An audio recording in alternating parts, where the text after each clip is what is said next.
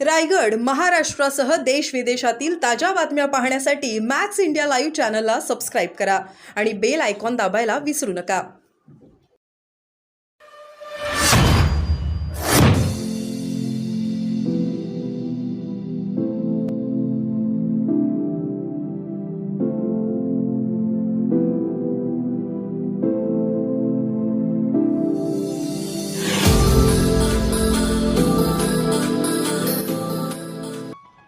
आज ते press conference घेत आहे, नेमकं काय कारण आहे?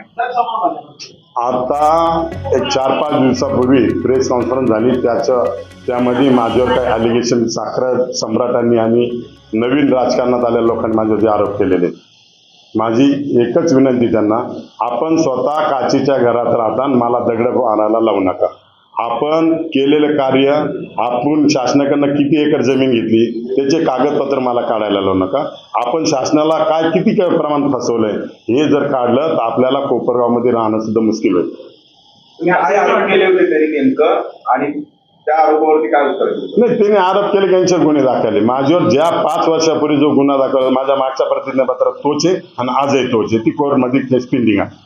15 लाख रुपये त्यांना दिले होते नवीन उमेदवारावर तुम्ही म्हणताय. हो. काय नाही नाही, त्यांनी माझ्या विरोधात माझाच भाऊबंद आमच्या घरात भांडणं लावून त्याला सांगितलं का तुझ्या कारखान्याचं बिल काढून देतो, तुझा ऊस गेलेला आहे आणि हे याच्यावर सही कर. त्यावेळेस त्यांच्या साहेबांनी आणि त्या सांगितलं की बाबा किशोर दराडे तुझं नाव आहे, जरी भाऊबंद असेल तर आम्ही तुझं आयुष्याचं कल्याण करू, 15 लाख रुपये आणि कायम तुला नोकरी देऊ, तू किशोर दराडेंच्या नावचा असल्यामुळे तू फॉर्म भर, असं फसून त्याला ते जाणण्यात आलं. तुम्ही ते कसं मन परिवर्तन केलं, जो अर्ज भरा तुम्ही माघार घ्यायला कसं?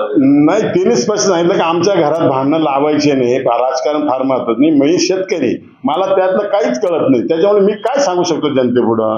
बारेवरनं मला उचलून आणलेलं, मला शिक्षण शब्दात क म्हणता ख येता येत नाही, मला यातलं कोणत्याच प्रकारचं माहित नाही. आणि तो भेटत नाही कोपरगावचा, त्यांच्या शेजारचा असल्यामुळे त्यांनी तो प्रयोग केला.